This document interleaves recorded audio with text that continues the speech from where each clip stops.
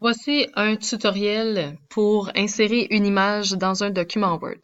Disons que votre élève a écrit un texte sur l'ours polaire et vient maintenant le temps d'insérer une image de de celui-ci. Donc, ce qu'il va venir faire, c'est qu'avec sa clé USB déjà insérée dans l'ordinateur, il va venir choisir l'onglet Insérer.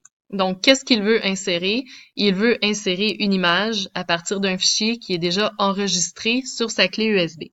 En cliquant dessus, il va venir sélectionner à gauche, toujours dans le menu déroulant, il va venir sélectionner sa clé USB et comme il a donné un nom significatif à ces images, il va pouvoir choisir l'image souhaitée. Par exemple, je veux insérer la photo d'un ours polaire adulte. Je vais venir double-cliquer et ma photo va automatiquement s'insérer. Lorsque l'image est insérée, la première chose que je devrais travailler, c'est l'habillage. Donc, on remarque aussi que quand l'image a été insérée, un nouveau menu est apparu en haut, l'outil image. Donc, tout ce qui apparaît maintenant me permet de travailler mon image. Donc, la première chose que je peux faire, c'est de travailler l'habillage, qui est ce petit dessin-là, ou le petit dessin ici.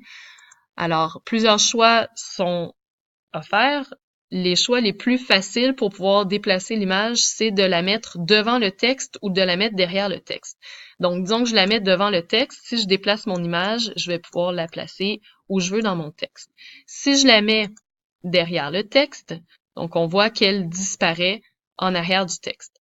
Si je décide de mettre le texte en haut et en bas, automatiquement, les lignes vont se placer en haut de l'image et en bas de celle-ci. Au travers, donc le texte va se placer tout autour. Rapproché, c'est un peu le même principe. Et en carré également, ou aligné sur le texte. Mais à ce moment-là, c'est beaucoup plus difficile de bouger mon image. Donc, habituellement, on va préférer la mettre devant le texte. C'est beaucoup plus facile. Donc ça, c'est la première chose. Je travaille avec mon habillage. Par la suite, je peux travailler au niveau de la grandeur. Donc, pour que mon image s'agrandisse, j'ai deux choix. Soit que je vais ici puis que je choisis moi-même les grandeurs que je veux mettre à mon image, ou sinon, je fais simplement mettre mon curseur sur l'image. On voit que le curseur devient deux flèches et ensuite, je peux l'agrandir en travaillant dans les coins. Si j'utilise les points qui sont en haut, en bas, à droite ou à gauche, mon image va se déformer. Donc, habituellement, on utilise celle des coins, les petits points des coins, pour que toute l'image s'agrandisse en même temps. Alors, comme ça ici. Il y a également la fonction de pouvoir faire une rotation avec l'image selon ce que j'ai envie de faire avec celle-ci. La troisième chose que je peux faire avec mon image, c'est de la rogner. Donc, le petit bouton rogner ici, c'est pour couper mon image, la découper. Donc, en sélectionnant ça ici, on voit qu'il y a un rectangle carré noir qui vient se placer autour de mon image.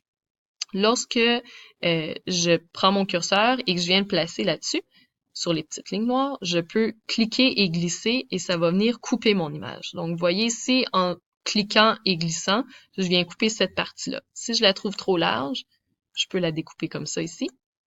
Et voilà, je la déplace. Et lorsque je déclique rogner, mon image s'est rapetissée. Si je suis pas satisfaite, je peux toujours venir cliquer sur ma flèche en haut à gauche et ça annule la sélection. Donc à ce moment-là, je pourrais repartir et la réagrandir de cette façon-là. Donc ça, c'était pour rogner. Donc si je veux mes outils images, je la sélectionne et mes outils images apparaissent. Finalement, si je veux mettre une bordure autour de mon image, si je veux mettre une bordure autour de mon image, ici je viens toujours en mise en forme de l'image, donc il y a la bordure. Il y a plusieurs choix qui s'offrent, donc je peux choisir une bordure plus épaisse, par exemple.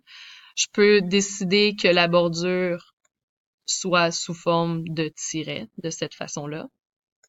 Je peux également choisir un effet sur l'image, donc je peux mettre un petit peu de lumière tout autour.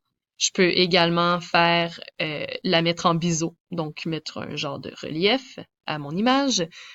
Je peux également la mettre en réflexion.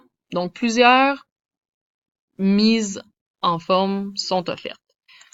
Sinon, je peux également utiliser les bordures qui sont proposées ici, donc de cette façon-là, selon ce que j'ai envie de faire avec mon image, et c'est toujours possible par la suite de faire une rotation en utilisant le petit cercle. Finalement, la dernière chose que je peux faire avec mon image qui peut être utile, c'est de choisir la couleur. Disons que mon image, elle est en couleur, mais que je veux l'imprimer en noir et blanc.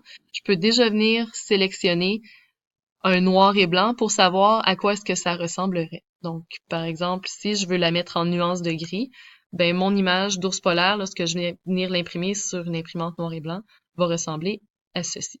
Donc voilà pour la modification d'image et l'insertion dans un document Word.